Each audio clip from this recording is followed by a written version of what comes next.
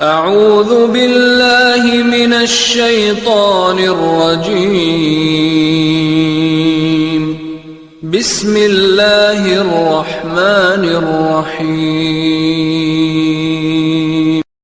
الرحیم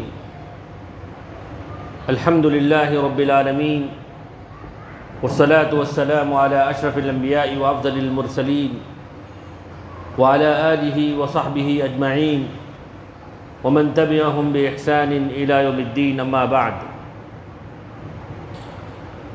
ابھی آپ لوگوں نے فاضل مقرر سے تقوی کے تعلق سے کئی اہم باتیں سنی ہیں، اور یہ بھی سنا کہ یہ جو مجلسیں منعقد کی جاتی ہیں اور اس میں شرکت کا جو موقع ملتا ہے، یہ بھی اللہ تعالیٰ کی طرف سے ہم پر ایک بہت بڑا انعام ہے۔ آپ کئی لوگوں کو اپنے ہی ماحول میں، اپنے ہی پڑوسیوں میں دیکھیں گے کہ ان کا اتوار یا ان کا ویکنڈ کہاں کہاں گزرتا ہے، لیکن آپ یہاں آئے ہیں تاکہ دین کا علم حاصل کریں، تو آپ کا یہاں آنا بھی باعث ثواب ہے۔ تو لہذا ہر مہینہ یہ جو اجلاس منعقد کیا جاتا ہے، اس میں ضرور شرکت کرنے کی کوشش کریں، کیونکہ انسان جب اپنے دنیاوی معاملات میں ہوتا ہے تو اللہ تعالیٰ سے دوری ہو جاتی ہے، تو ایسی مجلسوں میں جب شریک ہوگا تو اس کو احساس ہوگا، اللہ تعالیٰ سے قریب ہونے کا ذریعہ وہ ڈھونڈے گا، کیونکہ ہماری نجات اسی میں ہے کہ ہم تقوی کی زندگی اختیار کریں۔ محترم حاضرین، آج میرا موضوع ہے، جیسا کہ اس حدیث میں ہے کہ اللہ کے نبی صلی اللہ علیہ وسلم نے فرمایا یتبع المیت ثلاثۃ، کہ میت کے ساتھ تین چیزیں جاتی ہیں، اہلہ وعملہ ومالہ، کہ اس کے گھر والے قبرستان تک جاتے ہیں، اس کا مال بھی ہوتا ہے اور اس کا عمل بھی ہوتا ہے۔ فرمایا فیرجع اثنان، دو چیزیں واپس آ جاتی ہیں، ویبقى واحد، اور ایک چیز باقی رہ جاتی ہے۔ تو کون سی دو چیزیں واپس آ جاتی ہیں؟ جی بتائیے۔ ایک تو گھر والے اور دوسرا مال۔ وَيَبْقَى عَمَلُ، اور قبر میں جو مدفون ہوتا ہے اس کا عمل۔ تو یہی تین چیزیں ہوتی ہیں، انسانی زندگی کا خلاصہ ہے یہ، کہ گھر والے تو واپس آ گئے دفن کر کے، اس کا جو مال، اس کی جو پراپرٹی تھی، اس کی جو ارننگز تھی، سب یہیں دنیا میں چھوڑ کر وہ چلا گیا، لیکن ساتھ کیا لے کر گیا؟ وَيَبْقَى عَمَلُهُ، اپنے ساتھ وہ عمل لے کر گیا۔ 50 60 70 سال کی جو زندگی گزارا تھا، اور اس دوران جو اس نے اللہ کی عبادت کی تھی، اللہ کو راضی کیا تھا، وہی نیک اعمال وہ ساتھ لے جائے گا۔ لیکن یہ دو چیزیں جو چھوڑ جاتا ہے، رشتہ دار اور اس کا مال، اسی کے تعلق سے میری آج گفتگو ہے، جس کو انہیریٹنس کہتے ہیں، مطلب میراث کہتے ہیں۔ دیکھیے، مال کی محبت اللہ تعالیٰ نے انسان کی فطرت میں ڈال دیا ہے۔ اللہ نے فرمایا زُيِّنَ لِلنَّاسِ حُبُّ الشَّهَوَاتِ مِنَ النِّسَاءِ وَالْبَنِينَ وَالْقَنَاطِيرِ الْمُقَنطَرَةِ، ہر ایک چاہتا ہے کہ وہ زیادہ سے زیادہ کمائے، خوشحال زندگی گزارے، اپنے بچوں کو بھی وہ پیر پر کھڑا کرے۔ یہ تو ہر انسان کی خواہش ہوتی ہے، لیکن اس مال کی کمائی میں کون سا منہج، کون سا طریقہ وہ اختیار کرے گا، اور اس کو سیو کرنے میں کیا طریقہ وہ اختیار کرے گا؟ کتنا بھی کما لے لیکن وہ ایک دن اس مال کو چھوڑ کر جائے گا۔ آپ نے چند سالوں پہلے سنا ہوگا امبانی گروپ، جو بہت انڈیا کی بہت مالدار فیملی تھی، وہ جب ان کے باپ کا انتقال ہوا، وہ جب دنیا سے چلا گیا تو اس کے 2 بیٹوں میں اس کی پراپرٹی کے تعلق سے اختلافات ہو گئے۔ وہ کہہ رہا تھا کہ مجھے یہ چاہیے، وہ کہہ رہا تھا کہ مجھے وہ چاہیے، یہاں تک کہ گجرات گورنمنٹ نے کئی پادریوں کو، کئی پجاریوں کو بھیجا ان کو سمجھانے کے لیے، کوئی حل نہیں نکلا۔ تو باپ کے مرنے کے بعد انسان جتنی بھی پراپرٹی چھوڑ جائے، اولاد کو چاہیے کہ وہ شریعت کا لحاظ رکھے۔ اللہ نے ایک قانون بنایا ہے، یہ دوسرے مذاہب کی طرح نہیں ہے، اسلام ایک مکمل ضابطۂ نظام ہے۔ یا اللہ نے بتا دیا ہے کہ ایک شخص کے انتقال کے بعد اس کے بیٹے کتنے مال کے وارث ہوں گے، اس کی بیٹیاں کتنے مال کے وارث ہوں گے، اور اگر مرنے والے کے ماں باپ ہو تو ماں باپ کو کتنا حصہ ملے گا، اور اگر شوہر کا انتقال ہو جائے تو بیوی کو کتنا ملے گا، بیوی کا انتقال ہو جائے تو شوہر کو کتنا ملے گا، اور اگر فیملی میں کوئی لاولد ہو، جس کی کوئی اولاد نہیں ہے، تو اس کا مال کن لوگوں کو جائے گا، ساری تفصیلات اللہ نے بیان کر دی ہیں۔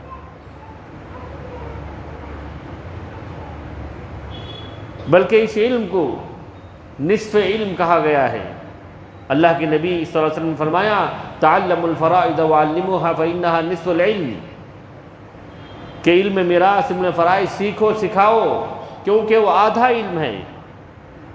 اور علماء نے یہ توجیہ کی ہے کہ آدھے علم سے مراد انسان کی یا تو زندگی کے مسائل ہیں یا موت کے بعد کے مسائل ہیں۔ چونکہ اس علم کا تعلق موت کے مسائل سے ہے، موت کے بعد کے مسائل سے ہے، تو اس کو آدھا علم کہا گیا۔ اور جن فیملیز میں اور جن خاندانوں میں انہیریٹنس کو لے کر اختلافات ہوتے ہیں، لوگ ایک دوسرے پہ ظلم کرتے ہیں، اس کا بھی اللہ نے انجام بیان کر دیا ہے۔ اور جو لوگ اللہ سے ڈر کر شریعت کے قانون کے مطابق باپ کے چھوڑے ہوئے مال کو تقسیم کرتے ہیں، ان کی بھی فضیلت بیان کی گئی ہے اور ان کا بھی درجہ بیان کیا گیا ہے۔ تو لہذا یہ مخصوص علم ہے، اور حدیث کی کوئی بھی کتاب لے لے، فقہ کی کوئی بھی کتاب لے لے، یہ علم وہاں تفصیل سے بیان کیا گیا ہے۔ لیکن ہمارے معاشرے میں ایسا ہو رہا ہے کہ اگر کسی شخص کی آنکھ بند ہو گئی تو اس کے مال میں ایسا جھگڑتے ہیں کہ بھائی اور بہن جو ایک دسترخوان پہ مل کر کھا رہے تھے، یہ ایک دوسرے کا چہرہ تک دیکھنا پسند نہیں کرتے۔ کیوں؟ اسی مال کے جھگڑے کی وجہ سے۔ تو لہذا اس تعلق سے ہم کو جانکاری حاصل کرنی چاہیے، ہم کو معلوم کرنا چاہیے کہ یہ مسائل ہیں کیا، اور علماء سے، اہل علم سے پوچھ لینا چاہیے کہ یہ مسائل کی تقسیم کیسے ہوگی، کیونکہ اللہ تعالیٰ نے باقاعدہ فرمایا تلک حدود اللہ، کہ یہ سب اللہ تعالیٰ کی حدیں ہیں۔ وَمَن يُطِعِ اللَّهَ وَرَسُولَهُ يُدْخِلْهُ جَنَّاتٍ تَجْرِي مِن تَحْتِهَا الْأَنْهَارُ، جو ان حدود کی پاسداری کرے گا، شریعت کے مطابق تقسیم میراث کرے گا، ہر ایک کو ان کا حق دے گا، اللہ تعالیٰ ان کو جنت میں داخل کرے گا۔ اور جو لوگ اس میں حق تلفی کرتے ہیں، بہنوں کو ان کا مکمل حصہ نہیں دیتے، یا کوئی کم یا کوئی زیادہ اس قسم کا تقسیم کر لیتے ہیں، یا کسی کو محروم کر دیتے ہیں، تو ایسے لوگوں کے تعلق سے کہا گیا کہ ان کے لیے جہنم کی وعید ہے۔ تو لہذا اللہ نے جو قانون اتارا ہے کوئی آپشنل نہیں ہے، بلکہ یہ لازمی ہے اور اس پر عمل کرنا واجب ہے۔ اللہ تعالیٰ نے سورہ نساء کے دوسرے رکوع میں فرمایا یوصیکم اللہ فی اولادکم، کہ اللہ تعالیٰ تمہاری اولاد کے تعلق سے تمہیں تاکید کرتا ہے، لِلذَّكَرِ مِثْلُ حَظِّ الْأُنثَيَيْنِ، کہ لڑکے کو 2 لڑکیوں کے برابر حصہ ملے گا، یعنی 1:2 کے حساب سے بیٹیوں کو سنگل حصہ ملے گا اور بیٹوں کو ڈبل حصہ ملے گا۔ وَإِنْ كَانَتْ وَاحِدَةً فَلَهَا النِّصْفُ، اور اگر صرف ایک ہی بیٹی ہو تو اس کو 50% یعنی آدھا مال ملے گا، اور اگر بیٹیاں 2 یا 2 سے زیادہ تو ان کو 2/3 ملے گا، ثلثان ملے گا۔ تو اللہ نے دیکھیے کتنی وضاحت کے ساتھ بیان کر دیا ہے۔ پھر اس کے بعد اللہ نے والدین کے حصوں کا تذکرہ کیا، وَلِأَبَوَيْهِ لِكُلِّ وَاحِدٍ مِّنْهُمَا السُّدُسُ مِمَّا تَرَكَ إِنْ كَانَ لَهُ وَلَدٌ، اگر مرنے والے کے والدین بھی زندہ ہیں تو ہر ایک کو اس کے مال میں سے چھٹا حصہ ملے گا، 1/6 ملے گا، یعنی باپ کو بھی ملے گا اور ماں کو بھی ملے گا۔ اور اگر مرنے والے کی اولاد نہیں ہے تو ماں کو 1/3 یعنی 1/3 ملے گا۔ تو اس کے بعد اللہ نے والدین کے حصوں کا تذکرہ کیا۔ پھر اس کے بعد اگلی آیت نے وَلَكُمْ نِصْفُ مَا تَرَكَ أَزْوَاجُكُمْ، شوہر کا انتقال ہو جائے اور اس کی اولاد ہو تو اس کی بیوی کو 1/4 ملے گا، 25% ملے گا۔ اور اگر شوہر کی اولاد نہیں ہے تو ایسی صورت میں اگر اولاد ہو تو 1/8، اور اگر اولاد نہیں ہے تو 1/4 ملتا ہے۔ اور اگر بیوی کا انتقال ہو جائے اور بیوی صاحب اولاد نہیں ہے تو اس کے مال میں سے اس کے شوہر کو 1/2 یعنی اراؤنڈ 50% ملتا ہے۔ اور اگر اس کی اولاد ہے مرنے والی عورت کی تو اس کے مال میں سے اس کے شوہر کو 1/4 یعنی اراؤنڈ 25% ملتا ہے۔ تو دیکھیے کتنی باریکی کے ساتھ اللہ تعالیٰ نے سب کے حصے بیان کر دیا ہے۔ پھر اس کے بعد اللہ تعالیٰ نے ماں شریک بھائی بہنوں کے حصوں کا تذکرہ کیا کہ اگر وہ 1 ہو تو 1/6 اور اگر 1 سے زائد ہو تو 1/3 ملتا ہے۔ پھر ان آیتوں کے ساتھ سورہ نساء کی آخری آیت اٹھا لیجئے، یستفتونک قل اللہ یفتیکم فی الکلالہ، کہ لوگ تم سے کلالہ کے تعلق سے پوچھتے ہیں۔ کلالہ کا مطلب ایسے شخص، ایسے کپلز اور فیملی جن کو اولاد نہیں ہے۔ آپ دیکھیں گے کہ ہر خاندان میں کچھ لوگ ہوتے ہیں ان کو نہ بیٹے ہوتے نہ بیٹیاں ہوتی ہیں، ان کو کہتے ہیں کلالہ، من لا والد له ولا ولد، اور اس عمر میں وہ انتقال کر جاتے ہیں کہ ان کے والدین بھی نہیں رہتے۔ تو اگر اولاد نہیں ہے تو ان کا مال کہاں جائے گا؟ اللہ نے یہ بھی بیان کر دیا، یستفتونک قل اللہ یفتیکم فی الکلالہ ان امرؤ ہلک لیس له ولد وله اخت فلها نصف ما ترک، اگر مرنے والے کی بہن ہو تو وہ 1/2 لے گی یعنی آدھا مال لے گی، اور اگر مرنے والے کے بھائی بہنیں ہیں تو انہی میں مال تقسیم ہو جائے گا۔ اور آتا اللہ تعالیٰ ان آیتوں کی تقسیم کے بعد، ان حصوں کی تقسیم کے بعد فرماتا ہے ان اللہ کان علیما حکیما، اللہ تعالیٰ بڑا علم والا، بڑی حکمت والا ہے، اس کو معلوم ہے کہ کون کتنے مال کا مستحق ہے۔ تو لہذا کسی کو اعتراض کرنے کی، کسی کو اس حکم کو ناپسند کرنے کی گنجائش ہی نہیں، کیونکہ اللہ تعالیٰ نے ساری تفصیلات بیان کر دی۔ بس ایک مسلمان پر فرض کیا ہے کہ جب کسی کا انتقال ہو جائے اس کے بعد اس کا جو مال ہے کس طور پر تقسیم کیا جائے وہ پوچھ لیا جائے، آپشنل سمجھ کر، اپنا اختیار سمجھ کر جیسے چاہے ڈویژن کر لیں، جیسے چاہیں ڈسٹریبیوٹ کر لیں، یہ ظلم ہے، معلوم کرنا چاہیے اس تعلق سے۔ تو یہ پہلی بات ہوئی جو میں نے آپ کو بتایا۔ دوسری بات یہ ہے کہ ایک شخص کے انتقال کے بعد اس کا مال فوری تقسیم نہیں ہو جاتا، اس کا ایک پروسیس ہے، ایک تفصیل ہے۔ سب سے پہلے اس کے مال میں سے اس کو دفن کرنے، کفن کفرانے اور اس کو نہلانے کا خرچ نکالا جاتا ہے۔ یعنی کوئی بھی شخص انتقال ہو جائے تو اس کو نہلایا جاتا ہے، اس کو کفنایا جاتا ہے، اس کو دفنایا جاتا ہے، تو اس پر بھی پیسے خرچ ہوتے ہیں۔ تو سب سے پہلے یہ پیسے ان کے مال میں سے لیا جاتا ہے، مرنے والے کے مال میں سے، یہی سب سے پہلا حق ہے۔ ہاں اگر کوئی دوسرا انتظام کر دے، بھائی نے خرچ سنبھال لیا، بیٹے نے سارا خرچ کر دیا تو الگ بات ہے، لیکن سب سے پہلا خرچ یہ کہاں سے لیا جاتا ہے؟ مرنے والے کے مال سے۔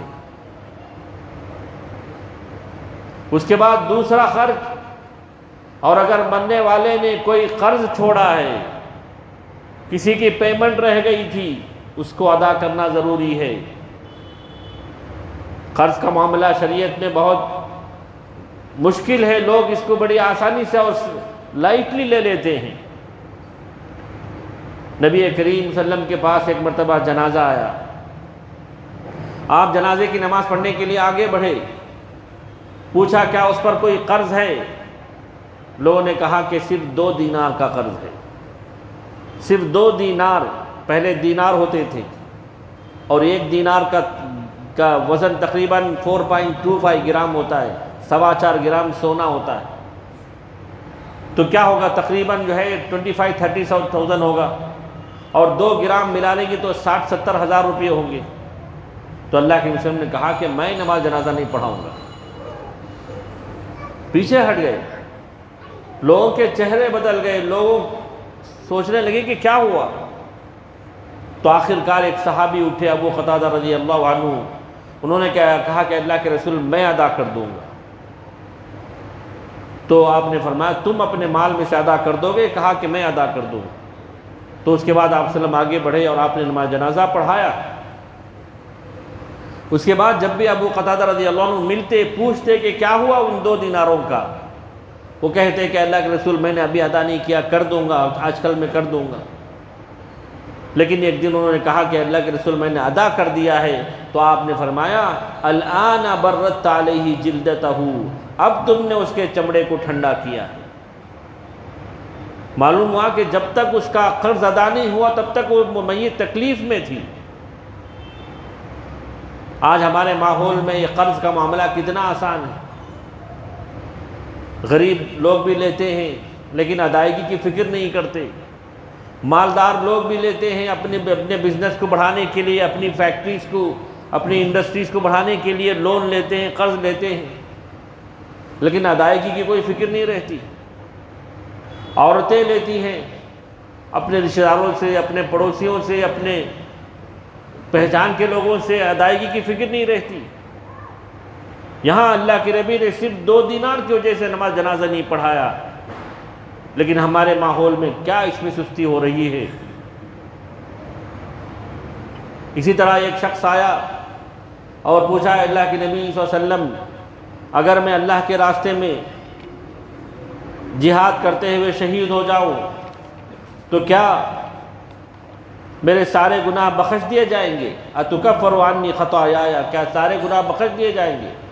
تو آپ صلی اللہ علیہ وسلم نے فرمایا اگر تم اللہ کے راستے میں جہاد کرتے ہوئے شہید ہو جاؤ تو تمہارے سارے گناہ بخش دیے جائیں گے۔ وہ آدمی نکل ہی رہا تھا کہ پھر اپنے اللہ کے رسول نے اس کو بلایا اور پوچھا کہ تم نے کیا پوچھا تھا؟ پھر اس نے سوال دہرایا کہ ان قتلت فی سبیل اللہ، کہ اگر میں اللہ کے راستے میں شہید ہو جاؤں تو کیا میرے پورے گناہ بخش دیے جائیں گے؟ اللہ کے نبی نے فرمایا نعم ان قتلت فی سبیل اللہ وانت صابر محتسب مقبل غیر مدبر، کہ اگر تم اللہ کے راستے میں شہید ہو جاؤ، تم کسی کو پیٹھ نہ دکھائے ہو اور لڑتے ہوئے شہید ہو جاؤ تو تمہارے سارے گناہ بخش دیے جائیں گے الا الدین، سوائے قرض کے۔ قرض معاف نہیں ہوگا، کیونکہ ابھی جبریل علیہ السلام میرے پاس آئے، انہوں نے بتایا کہ قرض معاف نہیں ہے۔ تو لہذا ہم اپنے ماحول میں چاہے بزنس ڈیلنگ میں ہو یا گھریلو زندگی میں ہو یا شادی بیاہ کے معاملات میں ہو یا گھروں کی تعمیر کے وقت ہو، جو ہم قرض لیتے ہیں اس کی ادائیگی کی ہمیں فکر ہونی چاہیے۔ ہم کو اپنی ڈائری میں لکھ کر رکھنا چاہیے کہ ہم نے کس سے قرض لیا ہے اور ہم نے پیمنٹ کرنے کا وہ موقع اور وقت کب کا لیا ہے، تاکہ اگر فوری کسی کی موت ہو جائے تو پہچاننے والے قریبی لوگ وہ دیکھ کر اس کا قرض ادا کریں گے۔ تو جس مجاہد کا خون زمین پر گرنے سے پہلے مغفرت ہو جائے لیکن اس کا قرض معاف نہیں ہے تو ہم اور آپ تو کیا ہیں؟ تو لہذا دوسرا حق یہ ہے میت کے مال میں سے کہ میت نے جو کچھ قرض چھوڑا ہے اس کی ساری پیمنٹ ہونی چاہیے. کوئی بھی ہو سکتا ہے، جیسے کرنٹ بل ہم نے پے نہیں کیا،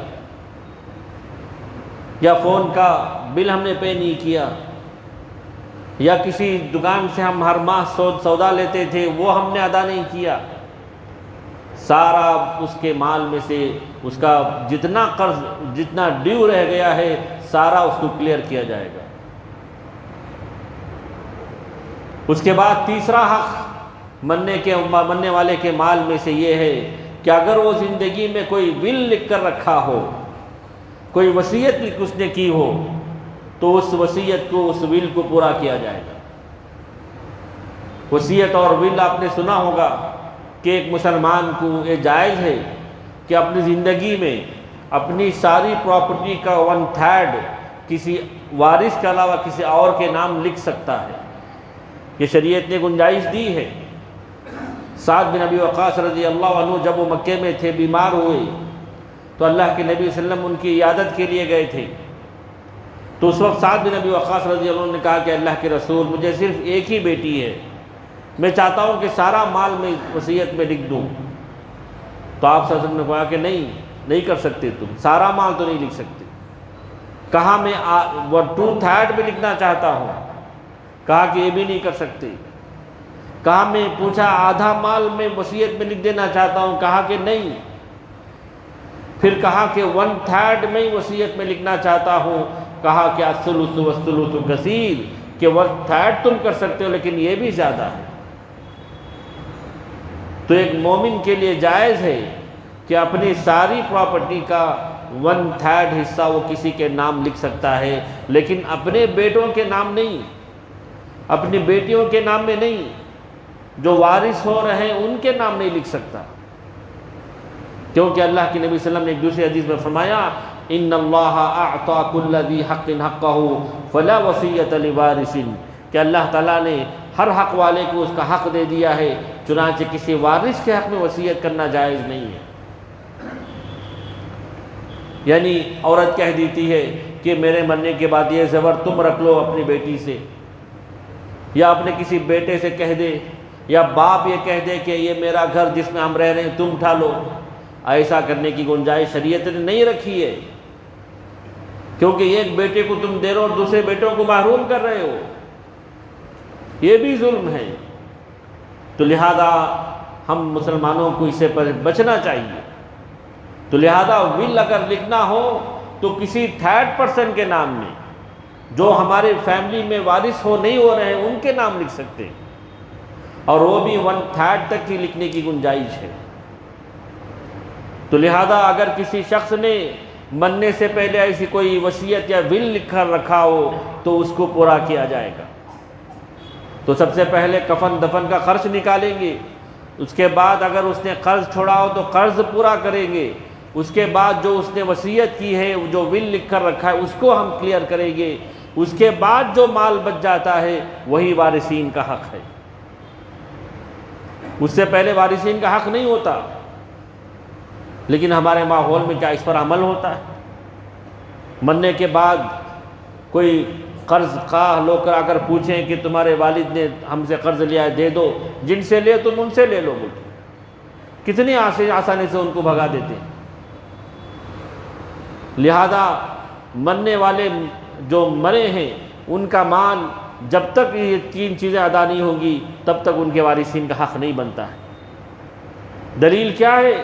اللہ تعالیٰ نے سب سے پہلے اولاد کے حصوں کا تذکرہ کیا، اس کے بعد والدین کے حصوں کا تذکرہ کیا، اس کے بعد اللہ نے فرمایا من بعد وصیۃ یوصی بہا او دین، کہ اولاد کو حصہ جب جائے گا، والدین کو حصہ کب جائے گا؟ جب قرض پورا کر دیا جائے، وصیت پوری کر دی جائے.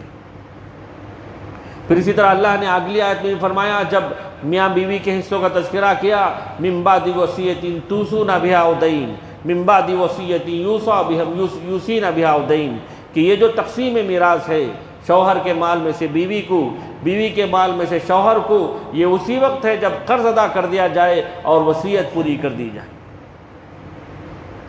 اور اس کے بعد بھی اللہ نے جب ماں شریک بھائی بہنوں کے حصوں کا تذکرہ کیا تو وہاں بھی اللہ نے فرمایا من بعد وصیت یوصی بها او دین غیر مضار، کہ یہ جو تقسیم میراث ہے اسی وقت جب قرض ادا کر دیا جائے اور وصیت پوری کر دی جائے۔ تو لہذا اس ترتیب کے بعد اب جو مال باقی رہ جاتا ہے وہ وارثین کو جاتا ہے۔ جیسے ایک آدمی 1 لاکھ روپے چھوڑا سمجھیے، تو 10,000 روپے اس کے تدفین اور کفن دفن پہ خرچ ہو گئے، تو بچے کتنے؟ ارے جواب تو دیجئے، 90,000 روپے بچ گئے۔ اس نے کچھ پیمنٹ کیا تھا، کوئی پیمنٹ ادا کرنا باقی تھا جی، اس میں 30,000 روپے چلے گئے، اب کتنے باقی رہ گئے؟ 60,000 روپے۔ اس نے کسی غریب کے لیے، کسی یتیم کے لیے ایک ول لگ کر رکھا تھا کہ 1/3 اس کو دے دو، تو 60 میں سے 1/3 کتنا ہوگا جی؟ 20,000 روپے۔ 20,000 روپے اٹھا کے دے دیں گے، اب بچا کتنا ٹوٹل؟ 40,000 روپے۔ چاہیے 40,000 روپے اس کے وارثین میں تقسیم ہوں گے، 1 لاکھ تقسیم نہیں ہوں گے، کیونکہ 3 حقوق ادا کرنے ہوں گے پہلے۔ اب جو 40,000 روپے ہیں یہی وارثین میں تقسیم ہونا ہے۔ اب یہ تقسیم کیسے ہوگی، اس کی تفصیل اور اس کا تفصیلات شریعت میں موجود ہے۔ اللہ کے نبی صلی اللہ علیہ وسلم نے ایک جامع حدیث فرمائی جس میں آپ نے فرمایا، آپ صلی اللہ علیہ وسلم نے فرمایا کہ الحق الفرائض باہلھا، کہ سب سے پہلے ان وارثین کو دے دو جن کا حصہ متعین ہے۔ فما بقی فہو لاولی رجل ذکر، اس کے بعد جو باقی رہ جائے وہ کسی قریبی مرد کو دیا جائے۔ مطلب یہ ہے کہ اللہ تعالیٰ نے وارثین کو 2 تقسیم کی ہے، 2 ڈیوائیڈ کیا ہے۔ ایک وہ وارثین ہیں جن کا حصہ اللہ نے بتا دیا ہے کہ ان کو 1/8 ملنا ہے، یا 1/6 ملنا ہے، یا 1/3 ملنا ہے، یا 1/4 ملنا ہے، یہ پرسنٹیج اللہ نے بتا دیا ہے۔ اور کچھ وارثین ایسے ہیں جن کا حصہ متعین یا لمیٹڈ نہیں ہے، جو کچھ ہے سارا انہی کا۔ تو یہ 2 تقسیم اللہ نے کی ہیں۔ اب وہ وارثین جن کا حصہ لمیٹڈ ہے وہ کون ہیں؟ ان میں شوہر ہیں، مرنے والے کا شوہر ہے، باپ دادا ہیں، ماں شریک بھائی بہنیں ہیں، بیٹیاں ہیں، پوتیاں ہیں، ماں ہیں، دادی نانی ہوتی ہیں، سگی بہن ہوتی ہے، باپ شریک بہن ہوتی ہے۔ یہ وہ وارثین ہیں جن کا حصہ لمیٹڈ ہے۔ اور دوسری طرف وہ وارثین ہیں جن کا حصہ انلمیٹڈ ہے، اور جن میں سب سے پہلے بیٹا ہوتا ہے، یعنی جو میل ہوتے ہیں ان کا حصہ لمیٹڈ نہیں ہے۔ اور اگر فیمیل ہے، بیٹی ہے، تو صرف یا تو اگر 1 ہو تو 1/2 ملے گا، اور اگر 2 یا 3 یا 4 ہو تو 2/3 ملے گا، یا 2/3 ملے گا، اس سے زیادہ نہیں ہے۔ لیکن اگر صرف ایک ہی بیٹا ہے تو سارے کا سارا اسی کو، انلمیٹڈ ہے۔ اور اسی طرح باپ بھی کبھی ایسی حالت آتی ہے، دادا کی بھی، کہ ان کو پورا بچا ہوا ملتا ہے، یا اگر بھائی ہے تو ان کو بھی ویسے ہی چلا جاتا ہے۔ تو یہ اللہ نے 2 کیٹیگری بنائی ہے، ایک وہ وارثین جن کا حصہ لمیٹڈ ہے، دوسرے وہ وارثین جن کا حصہ انلمیٹڈ ہے۔ یہ تقسیم ہونی چاہیے، اسی کے مطابق مال تقسیم ہوتا ہے۔ لیکن شرط یہ ہے کہ انسان کی جب آنکھ بند ہو تو وارثین زندہ رہیں۔ مثال کے طور پر اگر کسی شخص کے 4 بیٹے ہیں سمجھیے، ایک بیٹے کا انتقال باپ کی زندگی میں ہو گیا، اس کے بعد باپ کا انتقال ہوا، تو باپ کا جب انتقال ہوا تو صرف 3 ہی بیٹے ہیں۔ اب جو وارث ہوں گے یہی 3 بیٹے وارث ہوں گے۔ جو بیٹا باپ کی زندگی میں چلا گیا اس کا ختم حصہ۔ اب لوگ پوچھتے ہیں کہ پوتوں کا کیا ہوگا، یتیم بچے ہیں، بہو ہے، کیا ہوگا ان کا؟ ہاں شریعت نے یہاں حل بھی رکھا ہے، وہ میں نے بتایا تھا نا کہ وہ ول لکھ کر جا سکتے ہیں، وصیت کر جا سکتے ہیں۔ تو ایسے یتیم پوتوں کے نام اور ایسی بہو کے نام وہ ول لکھ کر جا سکتا ہے، اور کتنا لکھ سکتا ہے؟ 1/3 تک لکھ سکتا ہے۔ تو لہذا شریعت نے کسی پہ کوئی ظلم نہیں کیا ہے۔ اور بعض اسلامی ممالک میں یہ حکم ہے، یہ قانون ہے کہ اگر دادا نے ان یتیم پوتوں کے نام کچھ نہیں لکھا ہے تو 1/3 اس کے مال میں سے نکال کر اس کو دیتے ہیں۔ ہمارے انڈیا میں تو ایسا کوئی قانون نہیں ہے، سب معاملات دینی محبت پہ چلتی ہے۔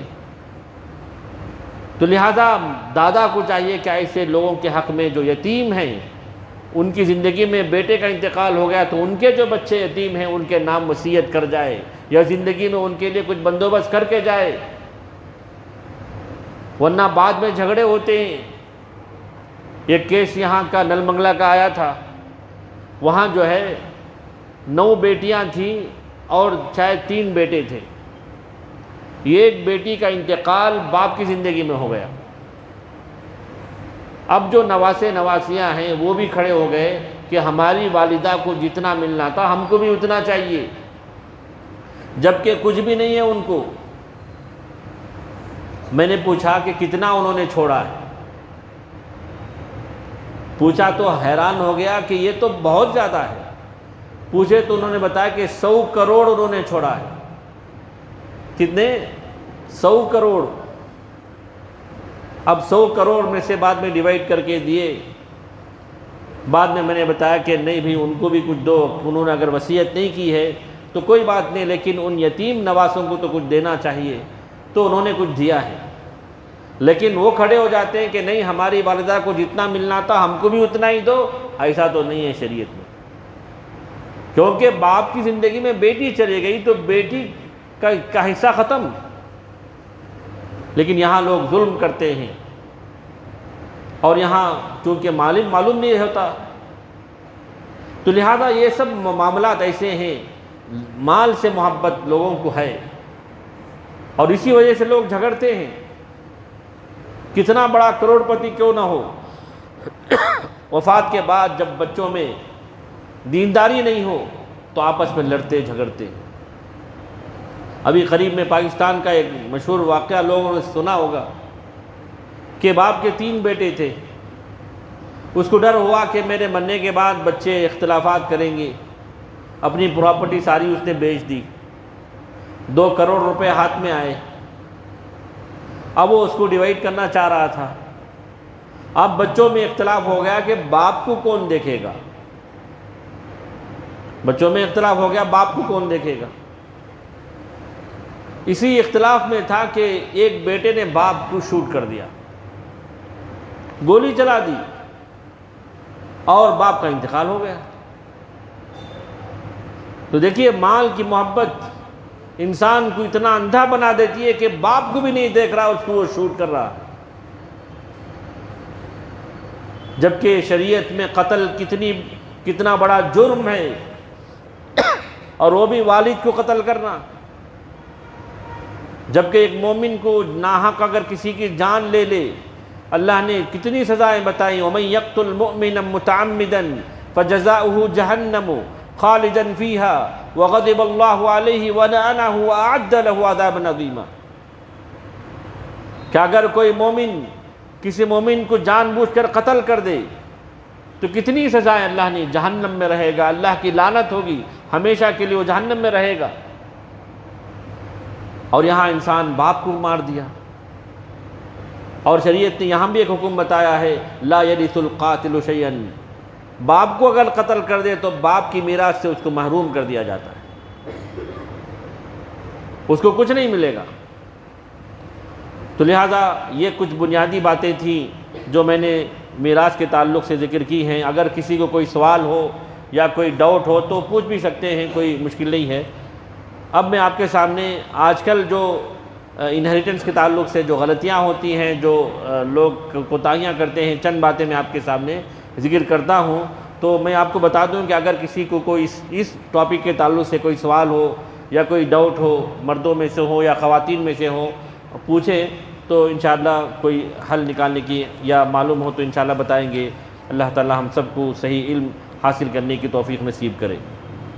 سب سے پہلی غلطی لوگوں میں عام طور پر یہ ہے کہ تقسیم میراث کا شرعی طریقہ لوگ پسند نہیں کرتے۔ یعنی اللہ نے ہر ایک کا حصہ بیان کر دیا ہے کہ بیٹیوں کو سنگل حصہ ملے گا اور بیٹوں کو ڈبل حصہ ملے گا۔ اب بعض لوگ یہ کہتے، بیٹیاں کہتی ہیں کہ نہیں، ہم کو ہمارے جو بھائی جتنا ملتا ہم کو بھی اتنا چاہیے۔ یہ تو ظلم ہوا ہے۔ اللہ نے باقاعدہ آیت اتاری للذکر مثل حظ الانثیین کہ لڑکے کو 2 لڑکیوں کے حصے کے برابر ملے گا، تو آپ کون ہوتے ہیں یہاں بولنے والے؟ یا کبھی مرنے والا باپ جو ہے وہ لکھ دیتا ہے کہ بیٹیوں کو بھی اتنا ہی دو جتنا تم لیتے ہو۔ یہ بھی باپ کو لکھنے کا حق نہیں ہے، نہ ماں کو لکھنے کا حق ہے کہ ہمارے جو تقسیمات ہیں ایسا کرو، ایسا نہیں کر سکتے۔ اس میں بڑے جھگڑے بھی ہوتے ہیں۔ ابھی میں نے بتایا کہ وہاں انسان کی موت ہی ہو گئی، تو لہذا ایک مومن کو کیا کرنا چاہیے؟ اپنی زندگی شریعت کے مطابق گزارے، اللہ کے جو حقوق ہیں وہ حقوق ادا کرے، اپنے بچوں کو نیک اور صالح بنانے کی فکر کرے۔ اس کے بعد اگر وہ جھگڑ دیں تو ان کا معاملہ ان کا ہوا، لیکن آپ یہاں اپنا مال تقسیم کر کے لوگوں پہ ظلم کر کے نہیں جانا چاہیے۔ ابھی یہاں آٹی نگر سے ایک سوال آیا تھا کہ باپ نے اپنی زندگی میں بیٹیوں کو بھی کچھ پراپرٹی دے دیا اور بیٹوں کو بھی دے دیا ہے، اس کے بعد وہ 2.5 سال تک وہ زندہ رہے، اس کے بعد ان کا انتقال ہوا۔ اب یہاں کہہ رہی ہیں کہ بیٹی کہہ رہی ہے کہ ہم کو بھی بیٹوں کو جو ملا ہے ہم کو بھی اس میں حصہ چاہیے۔ اب یہاں دیکھیے، اگر وہ یہ تقسیم کیے بغیر چلے جاتے اور ہر ایک کو شریعت نے جتنا رکھا ہے وہ ان کو ملتا۔ آپ کو ایک حدیث بتاؤں کہ اللہ کے نبی صلی اللہ علیہ وسلم نے فرمایا کہ ایک مومن تقوی کی زندگی گزارتا ہے، لیکن مرنے سے پہلے ایسا کوئی ایک عمل کر دیتا ہے جس کی وجہ سے وہ جہنم کے قریب ہو جاتا ہے۔ یعنی جنتیوں والا عمل کرنے والا مرنے سے پہلے ایسا کوئی عمل کر دے جس کی وجہ سے وہ جہنم کا مستحق بن جاتا ہے۔ اور اس میں سے ایک معاملہ یہ بھی ہے کہ لوگ مرنے سے پہلے لکھ دیتے ہیں کہ میرے فلاں بیٹے کو اتنا دے دو۔ دیکھیے، بیٹے بیٹے ہیں، چاہے فرما بردار ہوں چاہے نافرمان ہوں، آپ کو ان کے حصوں میں کمی کرنے زیادہ کرنے کی گنجائش ہی نہیں ہے۔ بعض علاقوں میں ایسا ہوتا ہے کہ ایک آخ نامہ لکھ دیتے ہیں۔ آخ نامہ کا مطلب پیپر میں اعلان کر دیتے ہیں کہ یہ نام سے جو میرا لڑکا ہے آج سے میرا بیٹا نہیں، اس کو آخ نامہ بولتے ہیں، یعنی فیملی سے ان کو بھگا دیے۔ ایسا بھی اگر ہو جائے تو وہ بیٹا اس کی میراث میں حصہ دار ہوگا، معلوم ہے نا۔ اسی طرح اب کئی بیٹوں میں سے ایک بیٹا ماں باپ کو اچھی طرح دیکھتا ہے، ان کی بیماریوں میں ان کی دوا علاج کا اہتمام کرتا ہے، اور ایک بیٹا تو کبھی دیکھنے بھی نہیں آتا۔ تو کیا یہاں باپ کو یہ حق حاصل ہے کہ جو بیٹا خدمت کر رہا ہے اس کو پراپرٹی لکھ دیں، اور جو بیٹا دیکھنے بھی نہیں آتا اس کو محروم کر دے؟ نہیں، یہ حق بھی نہیں ہے، کیونکہ اللہ تعالیٰ نے فرمایا یوصیکم اللہ فی اولادکم، اولاد چاہے فرما بردار ہو نافرمان ہو، آپ کی خدمت کر رہا ہو یا نہ کر رہا ہو، مرد ہو کیا عورتیں، چھوٹی ہو یا بڑی، سب کا ایک ہی حصہ ہے، کسی کو محروم کرنے کی گنجائش ہی نہیں ہے۔ یا کبھی عورتیں کر دیتی ہیں کہ جو بیٹی زیادہ دیکھتی ہے زیادہ خیال رکھتی ہے اس کو کہہ دیتی ہے کہ ماں یہ زیور میرے مرنے کے بعد تم رکھ لو۔ نہیں کر سکتے، یہ گنجائش ہی نہیں ہے، اللہ نے یہ اختیار ہی نہیں دیا ہے۔ تو لہذا ایک مومن کو چاہیے کہ اپنی زندگی مومنانہ بنائے، اللہ سے ڈر کر اللہ کے حقوق ادا کرے، اپنے بچوں کو نیک و صالح بنا دے، یہی کافی ہے۔ تو سب سے پہلی غلطی میں جو بتا رہا تھا یہ کہ لوگ شرعی تقسیم پسند نہیں کرتے۔ دیکھیے، شریعت کا کوئی بھی حکم ایک مومن اگر ناپسند کرتا ہے تو یہ کفر تک لے جانا والا عمل ہے۔ ہم مسلمان ہیں، ہمارا مذہب اسلام ہے، ہم کو اسلام سے دل و جان سے محبت ہونی چاہیے، اسلام کے ہر عمل سے ہم کو محبت ہونی چاہیے، لیکن اگر ہم اسلام کے کسی حکم کو ناپسند کرتے ہیں تو یہ کفر تک لے جانے والا عمل ہے۔ ذالک بانہم کرہوا ما انزل اللہ فاحبط اعمالہم، یہ لوگ اللہ کی اتاری ہوئی شریعت کو ناپسند کیا تو اللہ نے ان کے اعمال برباد کر دیے۔ تو لہذا ہم کو شریعت کے کوئی بھی قانون سے ہم کو راضی برضا ہونا چاہیے۔ اللہ نے فرمایا فلا وربک لا یؤمنون حتی یحکموک فیما شجر بینہم، کہ ہرگز نہیں یہ لوگ اس وقت تک مومن نہیں ہوں گے جب تک کہ اختلافی معاملات میں آپ کو آپ حکم نہ بنائیں۔ وما كان لمؤمن ولا مؤمنة اذا قضى الله ورسوله امرا ان يكون لهم الخيرة من امرهم، نہ کسی مومن مرد کے لیے نہ کسی مومن عورت کے لیے گنجائش ہے کہ اللہ اس کے رسول کوئی فیصلہ کر دے وہاں ان کا کوئی چوائس یا کوئی اختیار ہو، ایسا ہو ہی نہیں سکتا۔ تو لہذا شریعت کے اس نظام کو ناپسند کرنا یہ بہت بڑا غلط کام ہے۔ اور دوسری غلطی لوگ یہ ہے کہ ترکے سے متعلق جو حقوق ہیں لوگ جانتے ہی نہیں ہیں، کس کو کتنا حصہ ملنا چاہیے لوگ نہیں جانتے ہیں۔ تو نہیں جاننے کا حل کیا ہے؟ پوچھ لینا چاہیے۔ انما شفاء العی السؤال، عاجزی کا شفا اور علاج یہ ہے کہ آپ سوال کر لیں۔ فاسألوا اہل الذکر ان کنتم لا تعلمون، اگر آپ کو معلوم نہیں ہے تو اہل علم سے پوچھنا چاہیے، جو اس فن کو جانتے ہیں، یا مدارس اور جہاں دارالافتاء موجود ہیں وہاں جا کر پوچھنا چاہیے کہ ہمارے باپ کا انتقال ہو گیا، ہمارے مال میں کن کن لوگوں کا کتنا کتنا حصہ بتائیے، آج ہی ہم بیٹھ کر سب کو ان کا حصہ دے دیں، یہ معلوم کرنا چاہیے۔ تو لوگ جس طرح دوسرے مسائل میں جہالت ہے اسی طرح اس مسئلے میں بھی جہالت لوگوں میں عام ہے۔ اسی طرح ایک غلطی یہ ہے کہ لوگ یہ سمجھتے ہیں کہ وراثت میں ترکہ ملنا ضروری ہے۔ تو وراثت میں ترکہ ملنا ضروری نہیں ہے، اگر وہ مال آپ کے حصے میں آ رہا ہو تو آئے گا، لیکن کبھی ایسا ہوتا ہے کہ مال نہیں ملے گا۔ اب جیسے کسی کا انتقال ہوا، بیٹی بھی ہے اور پوتی بھی ہے، تو پوتی کو حصہ نہیں ملتا، کیوں؟ بیٹی موجود ہے۔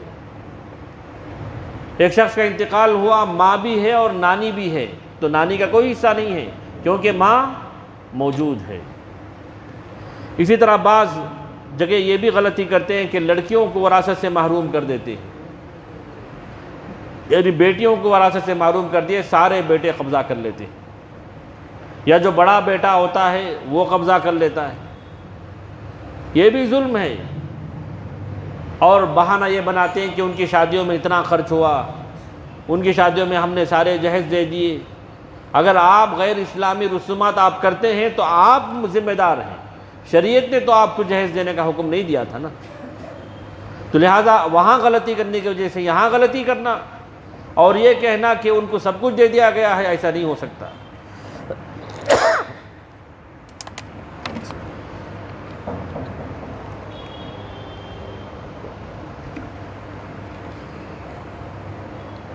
تو لہذا عورتوں کو وراثت سے محروم کرنا یہ ظلم ہے۔ اللہ نے یہ جو آیتیں اتاری سورہ نساء میں اتارا ہے، سورہ نساء عورتیں ہیں، عورتوں کے جو احکام بیان کیے گئے انہی آیتوں میں یہ حکم بیان کیا ہے۔ تو لہذا بہنوں کو وراثت سے محروم کرنا یا ان کا حصہ کم کر دینا یا ان کو دینے میں ٹال مٹول کرنا یہ سب ظلم ہے۔ اسی طرح ایک غلطی یہ بھی ہے کہ وراثت کی تقسیم میں تاخیر کرنا، ڈیلے کر دیتے ہیں۔ انتقال ہو گیا باپ کا، اس کے بعد جو کچھ ہے وہ ڈیوائڈ کر دینا چاہیے۔ اب اس میں سال ہوا، 2 سال ہوا، 10 سال ہو گئے، لوگ ویسے ہی چھوڑ دیتے ہیں۔ اس میں سب کا حق بن جاتا ہے، بیوی کا بھی حق ہے، بیٹوں کا بھی حق ہے، بیٹیوں کا بھی حق ہے۔ ہو سکتا کسی کی بیٹی کے اخراجات ہوں، کوئی بیٹا اپنے بیٹوں کو پڑھانا چاہتا ہو، اب یہاں تقسیم ہی نہیں کرتے، چلو دیکھیں گے، کیا جلدی ہے؟ یہ سب نہیں ہے، شریعت نے تقسیم کرنے کا حکم دیا ہے۔ باپ کی آنکھ بند ہوتے ہی اس کا مال ڈیوائڈ ہو گیا، آپ کو ڈیوائڈ کر کے دے دینا ہوگا۔ یہاں روکے رکھنا یا اس کو ویسے ہی بچا کر کے اس کے کرائے کھاتے رہنا یہ سب ظلم ہے۔ اور جتنی تاخیر کریں گے اتنے ہی اختلافات ہوں گے۔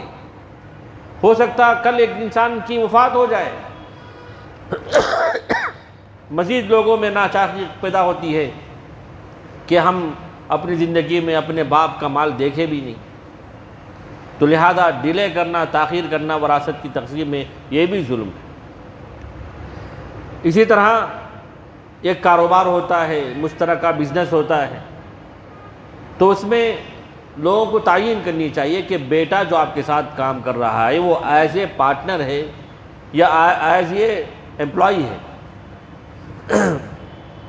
کیونکہ بعد میں جو ہے بیٹے اس پہ قبضہ کر لیتے ہیں اور بیٹیوں کو محروم کر دیتے ہیں۔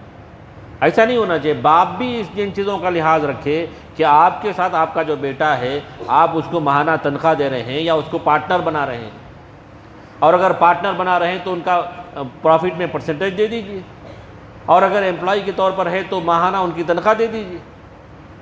اب یہاں کچھ طے نہیں ہوتا، باپ کا اچانک انتقال ہو گیا تو سب میں اختلاف ہو گیا کہ دکان کون سنبھالے گا۔ بیٹا کہتا ہے کہ میں ہی سنبھالوں گا، جبکہ جو اس کی ویلیو لگانی ہوگی، مارکیٹ ویلیو، اس کے بعد اس کے حصے کرنے ہوں گے، سب کو اس کا دے دیں گے، تب جو ہے وہ دکان چلا سکتا ہے۔ تو لہذا ایسی بہت سی جو ہے غلطیاں موجود ہیں۔ اسی طرح غلطیوں میں سے ایک غلطی یہ بھی کہ زندگی میں سارا بانٹ دیتے ہیں۔ ارے آپ کے پاس کروڑوں کا ہے تو تھوڑا بہت بانٹ سکتے ہیں، کوئی بات نہیں، بیٹوں کو بھی دیجئے، بیٹیوں کو بھی دیجئے، لیکن سارا اٹھا کے دے دینا اور خود خالی ہاتھ ہو جانا یہ بھی بڑے نقصانات کا حامل ہے۔ بعد میں کوئی پوچھنے والا ماں باپ کو نہیں رہے گا، کہے گا کہ ہم کو اپنا حصہ مل گا، چلیں گے۔ تو اس لیے جو ہے زندگی میں تقسیم میراث کا عمل نہیں کرنا چاہیے، اس کی وجہ سے آپ بھی نقصان میں ہوں گے اور یہ جو بیٹے بیٹیاں ہیں یہ بھی آپس میں جھگڑیں گے۔ کیسے؟ مثال طور پر 2024 میں ان کو ایک پلاٹ ملا تھا، ایک زمین ملی تھی، اچانک وہاں کوئی بڑا مال آنے والا ہے تو اس کی قیمت بڑھ گئی، اور ایک بھائی کو ایک دوسرے ایریے میں جگہ ملی، وہاں تو ریٹ بڑھا ہی نہیں۔ اب دونوں میں اختلاف ہوا کہ تمہاری زمین کی قیمت آسمان کو چھو رہی ہے اور ہماری زمین تو ویسے ہی پڑی ہے۔ دونوں میں نفرتیں، حسد، لڑائی جھگڑے شروع ہو جاتے ہیں۔ تو یہ جو تقسیم زندگی میں کرتے ہیں اس سے بڑے نقصانات ہیں۔ زندگی میں تقسیم کرنا نہیں ہے، یہ سب چیزیں مرنے کے بعد ہے، وہ لوگ اس کو شریعت کے مطابق تقسیم کریں گے۔ اسی طرح ایک غلطی یہ بھی ہے کہ بیٹے باپ سے جھگڑ لیا تو بیٹا کہتا ہے کہ میرا حصہ دے دو، میں نکل جاتا ہوں، میں یا کچھ بنا لیتا ہوں۔ یہ بھی ظلم ہے بیٹے کی طرف سے۔ جب باپ زندہ ہے تو آپ کا حصہ بنا کیسے؟ یا بیٹی کہتی ہے کہ مجھے میرا حصہ دے دو، میں نکل جاؤں گی، یہ بھی بیٹی کو پوچھنے کا حق ہی نہیں، کیونکہ جب باپ زندہ ہے تو تم کون ہوتے ہو پوچھنے والے؟ کیونکہ جب تک زندگی باقی ہے کسی کا کوئی مال تقسیم ہو نہیں سکتا۔ تو لہذا بیٹے کا یہ پوچھنا کہ میرا حصہ دے دو، یا بیٹی کا یہ کہنا کہ میرا حصہ دے دو، یہ پوچھنا بھی ظلم ہے بیٹے بیٹیوں کی طرف سے۔ ایسے ان کو پوچھنے کی گنجائش ہی نہیں ہے، کیونکہ یہ سب چیزیں موت کے بعد کی چیزیں ہیں جو اللہ نے ساری تفصیلات قرآن میں بیان کر دی۔ اور اس کی اہمیت کا اندازہ آپ یوں لگائیے کہ اللہ تعالیٰ نے نبی کو بھی حوالے نہیں کیا کہ تم تقسیم کر کے دے دو۔ نماز پڑھنے کا اللہ نے حکم دیا، لیکن نماز کا طریقہ اللہ کے نبی نے بتایا۔ حج کرنے کا حکم اللہ نے دیا، حج کا طریقہ اللہ کے نبی نے بتایا۔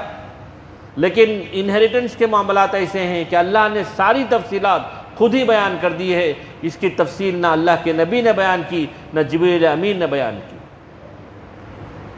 تو اس سے اس کی اہمیت کا اندازہ ہوتا ہے۔ اور مزید اللہ تعالیٰ نے فرمایا فریضۃ من اللہ وصیۃ من اللہ، یہ سب اللہ تعالیٰ کی طرف سے عائد کردہ فریضہ ہے، اللہ تعالیٰ کی طرف سے تاکید حکم ہے، کسی کو یہاں چنو چرا کرنے کی گنجائش ہی نہیں ہے، اور سب کو اپنی خوشی کے ساتھ اس حکم کو ماننا ہوگا۔ تو لہذا یہ چند غلطیاں تھیں جو میں نے آپ کے سامنے ذکر کیا ہے۔ اگر کسی کو اس تعلق سے، اس ٹاپک سے کوئی سوال ہو یا کوئی بات پوچھنا ہو تو پوچھ سکتے ہیں۔ جی، اگر کوئی پراپرٹی جو ہسبینڈ وائف دونوں کے نام ہے اور ہسبینڈ مر گیا تو وہ تو وائف کا ہو گیا، تو اس کا تقسیم نہیں ہوگا بچوں میں۔ آپ کا ایک سوال یہ ہے کہ اگر کوئی پراپرٹی مشترکہ ہے، مطلب ہسبینڈ کا بھی ہے، شوہر کا بھی ہے اور بیوی کا بھی ہے۔ عام طور پر شوہر کچھ خریدتا ہے تو وہ اس کو جوائن کر دیتا ہے وائف کے نام پر۔ یہ سوال کیا ہے آپ کا بتائیے؟ میرا سوال ہے کہ ہسبینڈ وائف دو کے نام سے زمین ہے, اس کا ہسبینڈ کا انتقال ہو گیا تو آٹومیٹک وہ وائف کا ہو گیا, مطلب وہ والے حساب, اور وہ بچوں میں تقسیم ہوگا کہ نہیں ہوگا؟ آپ کا یہ سوال ہے کہ اگر کوئی پراپرٹی ایسی ہے جو مشترکہ ہے, یعنی ہسبینڈ کی بھی ہے اور وائف کے بھی ہے, شوہر کی بھی اور بیوی کی بھی ہے. اب اگر شوہر کا انتقال ہو جائے تو وہ جو پراپرٹی ہے یعنی انڈیوائڈڈ جو دونوں کی ہے, کیا وہ بیوی کی ہو جائے گی؟ یہی پوچھنا چاہ رہے ہیں. نہیں, بیوی کی نہیں ہوگی. وہ اگر وہ تقسیم کے قابل ہے تو شوہر کا جتنا حصہ ہے اتنا حصہ اس کی بیوی کو بھی جائے گا, اس کے بچوں کو بھی جائے گا, اور بیوی کا جو حصہ ہے وہ اس کی وفات کے بعد تقسیم ہوگا. معلوم ہے نا؟ یہ ایسا نہیں ہے کہ شوہر کے انتقال کے بعد سارا بیوی کا ہو گیا, ایسا نہیں ہے. شوہر کے نام پہ جو کچھ ہے وہ اس کی بیوی کو اس کے بچوں میں تقسیم ہونا ضروری ہے. کتنا ہوگا ویسا نہیں ہے. اب بیوی کو کتنا, اگر اس کے مرنے والے کی اولاد ہے تو شوہر کے مال میں سے اس کو 1/8 ملے گا, اراؤنڈ 12.5%. اور اگر بیٹے بیٹیاں ہیں تو 1:2 کے حساب سے ان کو ڈبل اور ان کو سنگل ملے گا. جی اگر کسی کو بیٹیاں ہیں, دیکھیے اگر کسی کو صرف بیٹیاں ہی ہیں تو ایسی صورت میں بیٹیاں چاہے 2 ہوں, 4 ہوں, 6 ہوں, ان کا حصہ 2/3 ہے, مطلب 66.66%. اتنا ہی حصہ بیٹیوں کا ہے. باقی حصہ کس کو جائے گا؟ یا تو بیوی کو ایک حصہ ہے 1/8 12.5%, اور ان کا 66%, اور باقی جو ہے وہ ان کے بھائی بہنوں کو جائے گا, مرنے والے کے بھائی بہنوں کو جائے گا. آپ کو ایک عجیب واقعہ بتاؤں کہ سعودی عرب میں ایک شخص ہے جن کو صرف بیٹیاں ہی بیٹیاں ہیں. کتنی بیٹیاں نہیں پوچھے آپ, 65 بیٹیاں ہیں. کتنی؟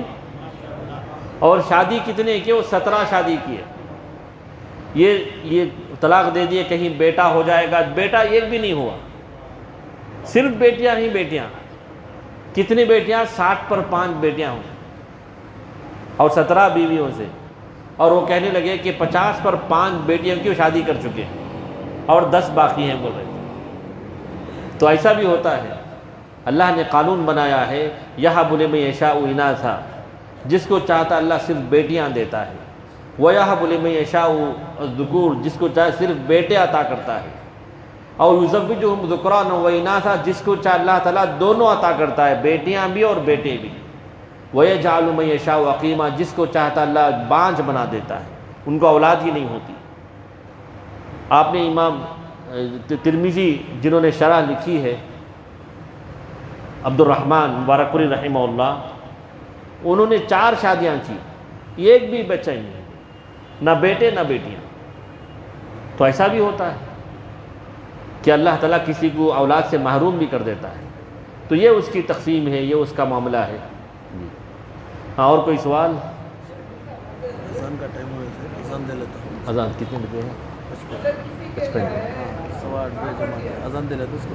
ٹھیک ہے, اذان ہونے دیجیے, اس کے بعد